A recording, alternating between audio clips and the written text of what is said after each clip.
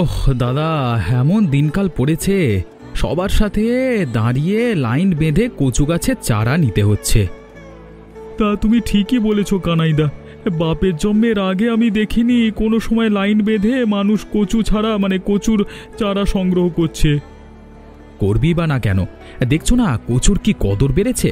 আমাদের গ্রামের কচু তো এখন শহরের দিকে যাচ্ছে, যারাই কচু চাষ করছে দিন দিন বড় লোক হয়ে যাচ্ছে, সেই জন্যই তো সবাই এখন কচু চাষের দিকে ঝুঁকছে। কানাইদা, তোমার আর আমার জমিটা পাশাপাশি হয়ে ভালোই হয়েছে, দুজনে একসাথে মিলেমিশে কাজ করব। অবশ্যই করব, তুমি আর আমি প্রতিবেশী দুজনে মিলেই তো দুজনকে সাহায্য সহযোগিতা করব। পাশাপাশি এক জমিতে কাজ করতে তেমন একটা একঘেয়েমও লাগবে না। দুজনে মিলে যদি একসাথে জমিতে কাজ করি এবং সর্বক্ষণই নজর রাখি কখন কি দরকার পড়লো, কার কি ক্ষতি হলো, সবটাই আমরা নিজেরা দেখতে পাবো। দুজনে মিলে কাজ করলে সব সমস্যার সমাধান হয়ে যাবে এবং আমাদের ভালোই ফলন হবে আশা করি। হ্যাঁ তপনদা, তুমি ঠিকই বলেছ, সেই ফসল শহরে বিক্রি করে আমরা অনেক টাকা পয়সা রোজগার করতে পারবো, সংসারটাও ঠিকঠাকভাবে চলবে। এই তো আমি কচু চারা পেয়ে গেলাম, তুমিও তো পেয়ে যাবে, তারপর দুজনে একসাথে জমিতে গিয়ে রোপণ করব। আমি তোমার জন্য অপেক্ষা করছি।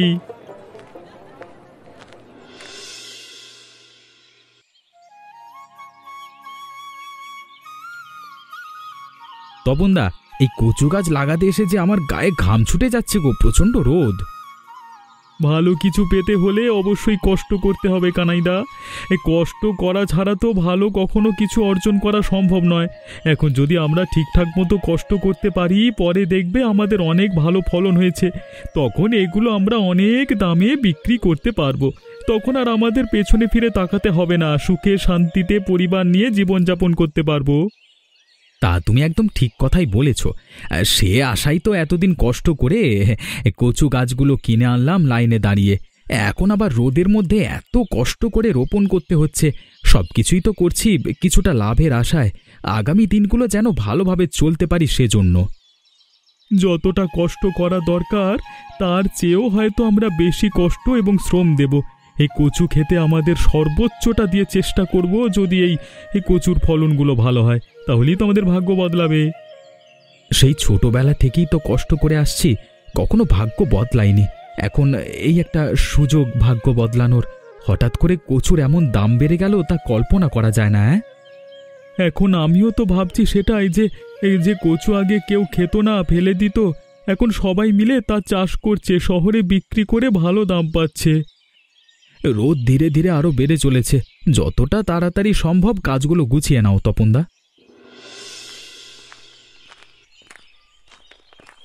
কি গো গদাইদা, এভাবে এখানে বসে আছো কেন? কাজ করবার তো কিছু নেই, বসে থাকবো না তো কি করব, হাতে পয়সা পাতি কিছুই তো নেই, একদম খালি হয়ে আছি। কি যে করব কিছুই বুঝতে পারছি না রে মদনা। তোর কাছে কোনো কাজবাজ আছে নাকি নতুন? গ্রামের সবাই তো দেখছি কচু চাষ করছে, চলো না তুমি আর আমি মিলেও কচু চাষ করি। এসব খারাপ কাজ ছেড়ে দেখি ভালোভাবে রোজগার করা যায় কিনা। আরে অত শ্রম দিয়ে আমার পোষাবে না, সহজে কিভাবে বড়লোক হওয়া যায় আমি তো সেটাই করব। এত পরিশ্রম করে বোকা লোক, আরে পরিশ্রম ছাড়া সহজে কিভাবে ফায়দা লোড়া যায় এমন কোনো কাজ থাকলে আমাকে বল। শ্রম ছাড়াও একটি কাজ আছে যা তুমি আর আমি মিলে করলে ভালোই লাভ হবে, করবে না কি গদাইদা? করবো না মানে? আর আমি তো সেরকমই কাজ করতে চাই যেটা পরিশ্রম কম লাভ বেশি। তোর কাছে এমন কি কাজ আছে তাড়াতাড়ি আমাকে বল। গ্রামের সবাই তো কচু চাষ করে ভালোই বড়লোক হচ্ছে। আমাদের প্রতিবেশী কানাই এবং তপনদাও নাকি শুনেছি কচু চাষ করছে, তাদের ফলন নাকি গ্রামের সবার চেয়ে ভালো হয়েছে। তুমি আর আমি সেখান থেকে তাদের কচুগুলো চুরি করে নিয়ে শহরে বিক্রি করে দেবো, ভালোই লাভ হবে, কি বলো? যদি ধরা পড়ে যায় তাহলে? আরে গদাইদা, ধরা পড়বে না। কানাই এবং তপনদার পাশাপাশি জমি এমনভাবে পেঁয়াজ লাগাবো তারা নিজেরাই মারামারি শুরু করবে, দেখবে। তোমার তো ভাবতে হবে না, তুমি রাতে শুধু চলে এসো। হ্যাঁ আচ্ছা আচ্ছা ঠিক আছে। কি গো তপন আর কানাই, কোথায় যাচ্ছ? দুজনে মিলে আজকাল দেখছি দুজনের ভালোই খাতির জমেছে, দুজন দুজনার বেয়াই হয়ে যাচ্ছে নাকি? ছেলে মেয়ের বিয়ে দিয়েছ? কি যে বলেন না আপনি বাবু, খাতির জমানোর জন্য শুধু কি ছেলে মেয়ের বিয়ে দিয়ে মানে বিয়ে দিতেই হয় নাকি? এমনিতে বুঝি মানুষের সাথে মানুষের ভালো সম্পর্ক থাকতে নেই? আরে না না, আমি তো তা বলিনি। তোমাদের মধ্যে ভালো সম্পর্ক দেখে আমার তো ভালোই লাগছে, তাই ভাবলাম কোনো সম্পর্কে জড়িয়েছো কিনা আর কি। সেটাও মজা করে বলছি, তোমরা আবার কিছু মনে করো না জানো। আরে না না বাবু, আমরা আপনার কথায় কিছু মনে করিনি। তা শুনেছি নাকি তোমরা দুজনে মিলে একসাথে পাশাপাশি জমিতে কচু চাষ করেছো। তোমাদের কচুর ফলন কেমন হয়েছে? আপনাদের আশীর্বাদে এবার আমাদের কচুর ফলন ভালোই হয়েছে। তো বাজারে তুলতে পারবে কবে? কিছুদিনের মধ্যে আশা করছি বাজারে তুলতে পারবো, আর হয়তো 2-3 দিন সময় লাগতে পারে। তোমরা যে হারে ব্যবসা করছো ভালোই বড় লোক হয়ে যাবে। কবে যে আমার মোড়লের পথ ধরে টান দেবে কে জানে। আরে বাবু, আপনি কি বলছেন? আপনি হচ্ছেন গ্রামের মোড়ল, আমরা কি আপনার সমতুল্য হতে পারবো নাকি? চেষ্টা এবং শ্রম সাফল্যের চাবিকাঠি। তোমরা চেষ্টা করো, আরে তোমরা যদি উন্নতি করতে পারো আমারও ভালো লাগবে। আমাদের জন্য আশীর্বাদ করবেন বাবু। তোমাদের জন্য সব সময় আশীর্বাদ করি। তোমাদের দেরি হয়ে গেল, যাও যাও, যেখানে কাজে যাচ্ছিলে যাও।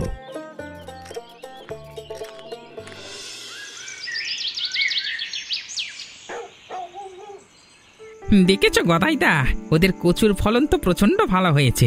যদি এইগুলো আমরা শহরে বিক্রি করতে পারি তাহলে মনে হচ্ছে আমাদের আগামী 1-2 মাসে আর কোনো কাজ করতে হবে না, বসে বসে ভালোই গিলতে পারবো। আরে মদনা, আমি তো বসে বসেই খেতে চাই। আমি তো এমনই কাজ চাই যে এক রাতে করলে আগামী 3-4 মাস বসে বসে খেতে পারবো। তাহলে আজকে আমাদের এই চুরিটা হবে তোমার জন্য সবচেয়ে ভালো সুযোগ। আমার একার জন্য নাকি? তোর জন্য ভালো সুযোগ না? আরে আমাদের দুজনের জন্যই তো ভালো সুযোগ। তা মদন, কি করবো এখন বলতো? সব কচুগুলো কি কেটে তুলে নেব? না না, একদম সবগুলো তুলে নিও না, কিছু কিছু কচু এখানে নষ্ট করে দুটো জমিতে ফেলে রাখতে হবে। না না, গিয়ে নষ্ট করে আবার ফেলে রাখবো কেন? আরে গদাইদা, ভুলে গেলে নাকি? ধরা না পড়বার কৌশল এটা। আরে এটা করলে আমরা কিভাবে ধরা পড়বো না সেটা বুঝিয়ে বলবি আমাকে। কচু চুরি করে নিয়ে যাব, সাথে এদের দুজনের একজনের কচু বেশি নষ্ট করে ফেলে রাখবো। তুমি আর আমি দুজনের কান ভাঙানি দেব, দেখবে এরা এসে নিজেদের মধ্যেই ঝগড়া লেগে গেছে। একদম খাঁটি বুদ্ধি এটেছিস, এর উপরে আর কোনো বুদ্ধি হয় না। এখন আর বুদ্ধির প্রশংসা করতে হবে না, তাড়াতাড়ি কচু নষ্ট করে ফেলে রাখো আর কেটে তুলে নাও।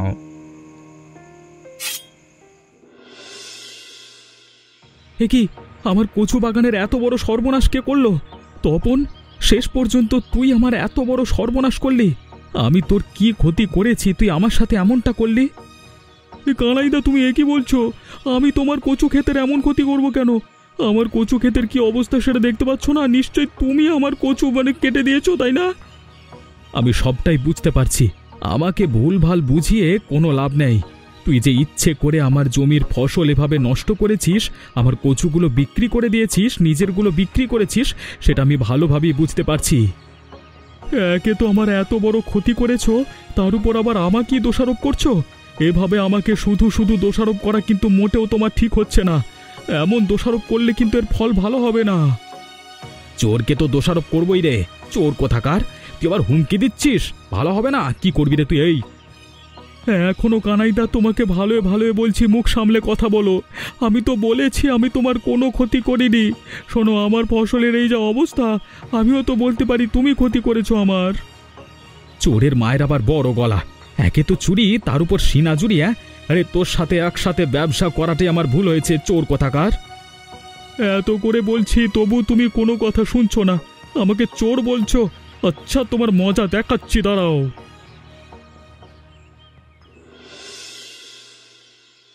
আমি কখন থেকে তোমাদের দুজনকে এখানে একসাথে ডেকে পাঠিয়েছি, তোমরা দুজন দেখছি কেউ আমার কথা শুনছো না, এখানে আসছো না। হ্যাঁ, এমন কোনোদিন হয়েছে যে আমি আপনার কথা শুনিনি বাবু? তবে আজকে আপনার কথা আমি শুনতে পারিনি। আগে থেকেই দেখেছি এখানে একটা চোর দাঁড়িয়ে আছে, তাই আমি আর এখানে আসিনি। আপনি কি বলবেন আলাদা করে আমাকে বলুন। বাবু, আপনার কথা শুনে আমি এখানে এসেছি, কারোর অপমান শুনতে নয়, তাহলে কিন্তু ভালো হবে না বলে দিচ্ছি। আরে আমি তোমাদের এখানে ডেকেছি, আমার কথা শুনবে? তোমরা দুজনই তো আমাকে কথা শুনিয়ে দিচ্ছ, আরে আমাকে তো সম্মান করা ভুলে গেছো দেখছি। আচ্ছা ঠিক আছে বাবু, আমি এখানে আছি, আপনি বলুন কি বলতে চান। শোনো কানাই এবং তপন, তোমরা দুজনেই প্রতিবেশী এবং তোমাদের মধ্যে ভালো সম্পর্ক। হঠাৎ করে কেন তোমাদের সম্পর্কের অবনতি হলো সেটা তো আমি জানতে পেরেছি। আমি জেনেছি তোমাদের দুজনেরই কচুর ক্ষেতের ক্ষতি হয়েছে। তোমরা দুজনে একে অপরকে দোষারোপ করছো এবং মারামারিও করেছো। এটা কিন্তু মোটে উচিত হয়নি। তোমরা একে অপরকে দোষারোপ করছো কেন সেটা বলো। মদন আমাকে বলেছে তপন নাকি এরকম ক্ষতি করছে আমার। কি বলছো? আমাকে তো গদাই বলেছে তুমি আমার ক্ষতি করেছো। ও বাবু, এখন বুঝতে পারছো তো কিছুটা? তোমাদের মাঝখানে অন্য কোনো লোক এসে বিভেদ তৈরি করছে। তার মানে ওরা দুজন মিলে এমনটা করেছে নিশ্চয়ই। কিন্তু আমাদের কাছে তো কোনো প্রমাণ নেই। দুজন মিলে যাও, একসাথে উপায় বের করো, ওদেরকে ধরো, পরে আমি শাস্তির ব্যবস্থা করব। তুমি আমাকে ক্ষমা করে দাও তপনদা। রাগের মাথায় আমি তোমাকে অনেক খারাপ কথা বলেছি, তুই তোকারি করেছি, ঝগড়াঝাটি করেছি, মারামারি করেছি। আরে কানাইদা, তুমি আমার কাছে ক্ষমা চাচ্ছ কেন? আমি তো একই ব্যবহার করেছি তোমার সাথে। আমাদের আসলে নিজেদের কোনো ভুল নেই। যা ভুল হয়েছে, যা দোষ হয়েছে, মদন এবং গদাইয়ের ওই হারামজাদা দুটোকে শাস্তি দিতেই হবে। ওদের তো অবশ্যই শাস্তি দেব, কিন্তু আগে ওদের ধরতে হবে আমাদের। কোনো প্রমাণই আসবে না ওদের না ধরলে। রায় বাহাদুর বাবু বলল আগে ধরে তারপর তার কাছে নিয়ে যেতে, তিনি বিচার করবেন। ওদের কিভাবে ধরবো কোনো বুদ্ধি আছে তোমার মাথায়? আমার মাথায় একটা বুদ্ধি আছে কানাইদা। কি বুদ্ধি বলো? আমাদের তো অনেক কচুই নষ্ট হয়ে গিয়েছে, অনেক কচু চুরি করে নিয়ে গেছে মদন আর গদাই। বাকি যা ছিল তুমি আমি ঝগড়া করেই তো কেটে ফেলেছি।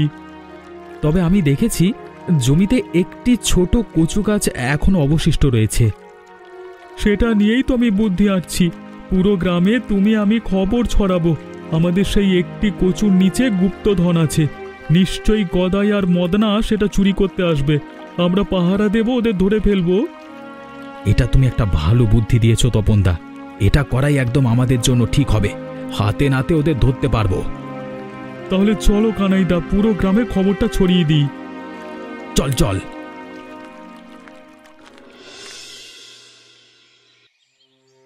কি যে ঝামেলার মধ্যে আছি গদাইদা, কিছুই তো বুঝতে পারছি না। হঠাৎ করে খুবই ঝামেলার মধ্যে পড়ে গেলাম, দিনকাল ভালোই যাচ্ছে না। তোর আবার কি হলো রে মদনা? আর বলো না গদাইদা, হঠাৎ করে দেখছি বাড়ির পুকুরের মাছগুলো মরে ভেসে উঠছে। কত টাকা খরচা করে এই মাছগুলো ফেলেছিলাম, কি আর হবে? হঠাৎ করে কেন যে এমন হলো কিছুই তো বুঝতে পারছি না। কালকে বড় একটা লোকসান হয়ে গেল আমার। আরে তোর আবার লোকসান হলো কিসের? যে টাকা দিয়ে মাছ ফেলেছিলিস সেটাও তো নিশ্চয়ই কানাই এবং তপনের কচু চুরি করবার টাকা। এতে তোর আর আমার ভালোই লাভ হয়েছিল। আরে সেগুলো কি টাকা নয়? কি যে বলো না তুমি। ওদিকে আমার কি হয়েছে সেটা শুনবি না? তোমার আবার কি হয়েছে? আজকে সকালবেলা উঠে দেখি গরুর গোয়ালে একটি বড় গরু মরে পড়ে আছে। হঠাৎ করে গরুটার যে কি হলো কিছু বুঝতে পারলাম না। গতকাল একদম ঠিক মতোই ছিল, সমস্যা ছিল না, বেশ ঘাস খাচ্ছিল। রাতে হঠাৎ এমন কি করে হলো কে জানে। দেখো, হয়তো গরুর কোনো অসুখ ছিল, না হলে হয়তো রাতে এসে কোনো সাপে কামড়ে দিয়েছে। কোনো অসুখ ছিল না, তবে সাপে কেটেছে কিনা সেটা তো আর বলতে পারছি না। আগে তো কখনো এমনটা হয়নি, পরে এমন হওয়া শুরু করলো কেন? আচ্ছা ঠিক আছে গদাইদা, এখন আমি যাই। নতুন কোনো কাজের সন্ধান পেলে আমাকে বলো। আচ্ছা ঠিক আছে। কানাইদা, এই কচুটার অবস্থা দেখেছো? হ্যাঁ গো তপনদা, আমি খেয়াল করেছি। তোমার আর আমার জমির ঠিক মাঝখানটায় বড় কচুটি দাঁড়িয়ে আছে। এখন কি হলো বলো তো কানাইদা? এখন আবার কি হলো? দুই প্রতিবেশীর বড় কচু গাছ হলো। তুমিও আছো? আরে মজা করো না সব সময়। আরে কানাইদা, মজা নয়, তুমি একটু ভালো করে খেয়াল করে দেখো না। আমার আর তোমার জমির মাঝখানে শুধুমাত্র একটি কচু গাছ দাঁড়িয়ে আছে, বাকি একটি কচু গাছও নেই। তাহলে তো সেটাই হলো, তাই না? হ্যাঁ হ্যাঁ, সেটা আমি বুঝতে পেরেছি। তখন তো এই কচু গাছটি খুব ছোট ছিল, আস্তে আস্তে কচু গাছটি অনেক বড় হয়ে গিয়েছে। গ্রামে তো সেই কয়েকদিন হলো খবর ছড়িয়ে দিয়েছি এই কচু গাছের নিচে গুপ্তধন আছে। কচু গাছটি বড় হলেই গুপ্তধন পাওয়া যাবে। কতদিন ধরেই তো দুজনে রাতে পাহারা দিচ্ছি, কোনো ফলাফলই তো পাচ্ছি না। যাই হোক না কেন, আমাদের হাল ছেড়ে দিলে হবে না। কচু গাছটি তো এখন অনেকটাই বড় হয়ে গিয়েছে। নিশ্চয়ই লোভী মানুষেরা আবার লোভে পড়ে এখানে আসবে। প্রতিদিন যেমন করে পাহারা দিই তেমন করেই পাহারা দিতে হবে। দেখবে কষ্ট পেলে অবশ্যই তার ফল পাবো। না না, তুমি ঠিকই বলেছ, কষ্টের ফল অবশ্যই মিষ্টি হয়। কথায় আছে না, কষ্ট করলে কেষ্ট মেলে। আমরা একদিন যা চাচ্ছি এই কষ্টের ফলে সেটা মিলে যাবে, শুধু আমাদের অপেক্ষা করতে হবে। তুমি একদম ঠিক কথা বলেছ। কি হলো গদাইদা, হঠাৎ এত সকাল সকাল তুমি আমার বাড়িতে উপস্থিত হলে? কোনো সমস্যা হয়েছে নাকি? সমস্যা না হলে এত সকাল সকাল এখানে তো আর আসতাম না। সমস্যায় পড়ে বিতাড়িত হয়ে এখানে এসেছি এত সকালে। আমি তো সেটাই জানতে চাচ্ছি, সমস্যাটা কি তোমার? গত রাত থেকে শরীরটা ভীষণ অসুস্থ রে। সূর্য ওঠবার সাথে সাথেই ডাক্তারের কাছে গেছিলাম। তিনি বলেছেন আমার বড় একটি রোগ হয়েছে, চিকিৎসা করাতে ভালোই টাকা লাগবে। কিন্তু এই মুহূর্তে আমার কাছে তো অত টাকা নেই, তাই এখানে আসলাম। তুমি আমার এখানে এসেছো সেটা তো বুঝলাম, কিন্তু আমার কাছে তো কোনো পয়সা নেই যে তোমাকে দিয়ে সাহায্য করব। আমার হাতে কিছুই করার নেই গো। পয়সা নেই সেটা তো আমি ভালো করেই জানি, তবে আমি একটা খবর শুনতে পেয়েছি। সে খবর জানাতেই তো এখানে আসলাম। কি খবর? আবার যা জানাতে এখানে এসেছো বলো। গ্রামের সবার কাছে শুনেছি তপন এবং কানাইদার ওখানে একটি বড় কচু গাছ আছে। তার নিচে নাকি গুপ্তধন আছে। রাতে গিয়ে সেটা চুরি করে কোনো রকমে আনতে পারলে আমার চিকিৎসা হয়ে যাবে আর দুজনের ভালোই লাভ হবে। কি বলছো তুমি গদাইদা, সত্যি নাকি? আরে আমি মিথ্যে বলবো কেন? গ্রামের সবার মুখেই তো খবর এখন ঘুরে বেড়াচ্ছে। কানাই আর তপনদা নিজেরাই তো তুলে নিতে পারে, তা এমন খবর ছড়ানোর কি হলো? আরে ওরা তো খবর ছড়ায়নি রে বাবা। গ্রামবাসীর মুখে শুনেছি কচু গাছ যত বড় হবে গুপ্তধন নাকি ততই বড় হবে। সেই জন্যই হয়তো ওরা লোভে পড়ে নিচ্ছে না। এ ফাঁকে আমরা দুজনে গিয়ে এবার নিয়ে চলে আসবো। আচ্ছা ঠিক আছে, রাতে জায়গা মতো চলে এসো। আচ্ছা।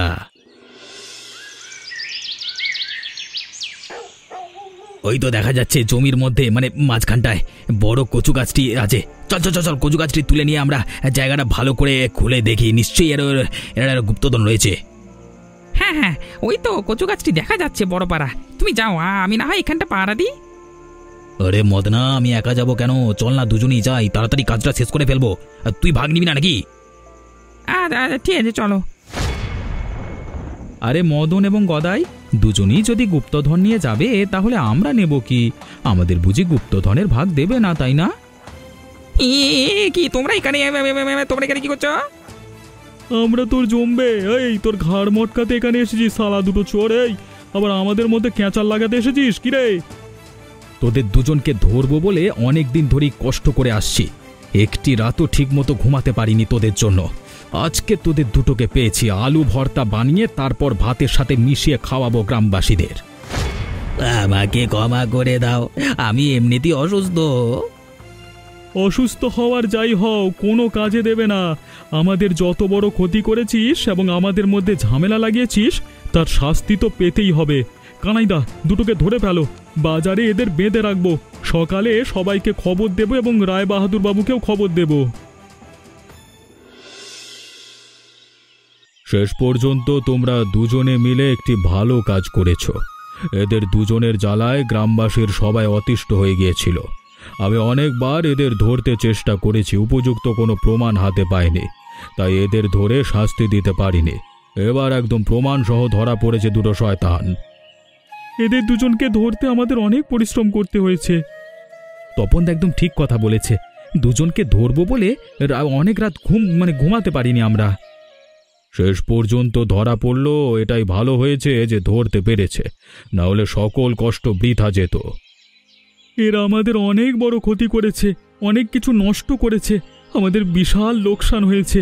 এদের উপযুক্ত বিচার করুন আপনি রায় বাহাদুর বাবু। আমাদের ক্ষমা করে দিন বাবু, আমরা ভুল করে ফেলেছি, এমনিতে অসুস্থ। বাবা বাবা, শ্বাসকষ্ট হচ্ছে বাবা। হ্যাঁ, আমাকেও ক্ষমা করে দিন, আমি ভুল করে ফেলেছি। না না, কোনো ক্রমে এদের ক্ষমা করবেন না। এদের ক্ষমা করলে এরা এই গ্রামের বাসিন্দাদের সুস্থভাবে বেঁচে থাকতে দেবে না, সবার ক্ষতি করবে। আপনি এদের দুজনকে উপযুক্ত শাস্তির ব্যবস্থা করুন। এদের দুজনকে তো আমি এমনিতেই ক্ষমা করব না, এদের তো শাস্তি দেবই। এদের দুজনের শাস্তি হবে জুতো পেটা করে গ্রাম থেকে চিরদিনের জন্য বের করে দেওয়া। আর আমাদের ক্ষতির কি হবে বাবু? তা নিয়ে তোমরা চিন্তা করো না। এদের যে বাড়ি ঘর আছে সবকিছু নিলামে বিক্রি করে যে পরিমাণ টাকা আসবে তা তোমাদের দুজনকে ভাগ করে দেওয়া হবে। একদম উচিত বিচার হয়েছে, আমরা এটাই চেয়েছিলাম। গ্রামবাসী তোমরা দাঁড়িয়ে সবাই দেখছো কেন? আরে দুটোকে সবাই জুতো পেটা শুরু করো, নাও নাও চপ্পলগুলো বের করো, তারপর গ্রাম থেকে বের করে দাও। এমনই মজার মজার গল্প দেখতে আমাদের চ্যানেলটিকে সাবস্ক্রাইব করতে ভুলবেন না।